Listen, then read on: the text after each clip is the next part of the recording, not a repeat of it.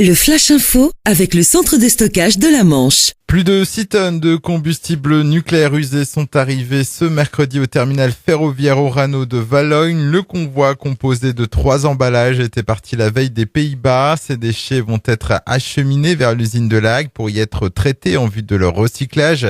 Cette arrivée, précise Orano, s'inscrit dans le cadre d'un nouveau contrat signé en 2011 avec l'électricien néerlandais EPZ pour le traitement et le recyclage de 216 tonnes de combustible usé. Cherbourg, champion de l'emploi. Selon une étude annuelle de Pôle emploi, le bassin du Nord-Cotentin est l'un des endroits en France qui connaît cette année la plus forte hausse de prévisions d'embauche. Plus de 5800 recrutements sont émis pour cette année, soit près de 2600 de plus qu'en 2017, une hausse de 80% parmi les 3 plus importantes de France.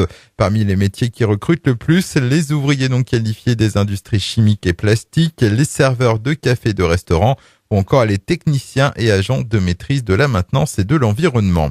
Le commissariat de Cherbourg appelle à la vigilance concernant des offres d'emploi douteuses émises sur Internet. Récemment, une victime a ainsi perdu 2000 €. Une plainte a été déposée.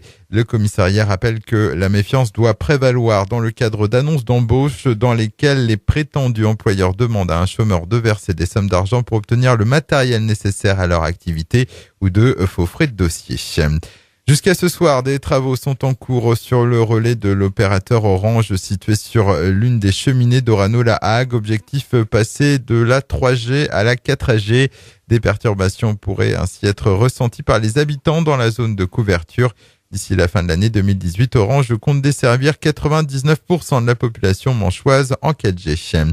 Et puis un géant des mers à voir aujourd'hui à Cherbourg de 8h à 18h. Le paquebot Azura battant pavillon des Bermudes est en escale au quai de France.